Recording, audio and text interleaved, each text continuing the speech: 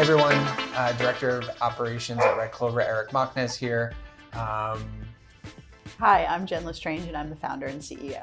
Thanks for joining us today. Today we're going to do another quick sip, which is a brief piece of HR knowledge that you can enjoy over your morning cup of coffee. Today we're going to be talking about the importance of properly classifying your employees compared to 1099 contractors. So Jen, why don't you talk to us about why this topic is important for small business owners and kind of the top 3 things that employers need to know? Sure. Okay, so why is it important? I think a lot of small businesses come to us.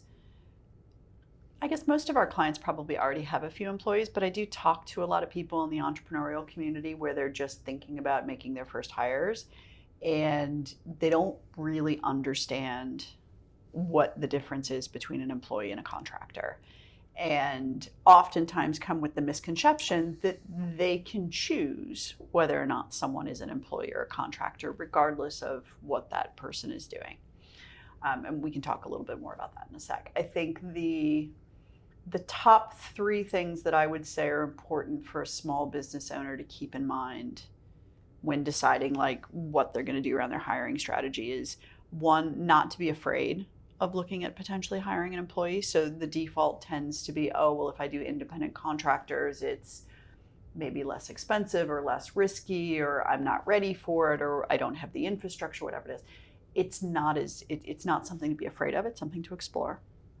I think point number 2 would be there is something about having employees in your business that work in your business as your employees that helps reinforce and build core values and culture a little bit differently from having independent contractors.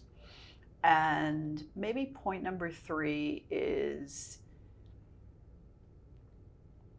being mindful of how you scale and being intentional about building a workforce that supports the long-term business goals. Sure. And I probably missed some stuff too, so. Well, the great thing is, like we said, this is just a quick sip. This is some brief introductory guidance to business owners that they can enjoy while enjoying their coffee.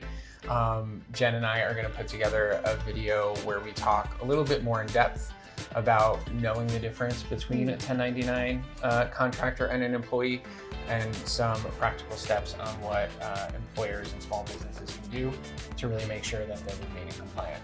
So thank you so much. Like, comment, and subscribe if you want more HR information available directly to you.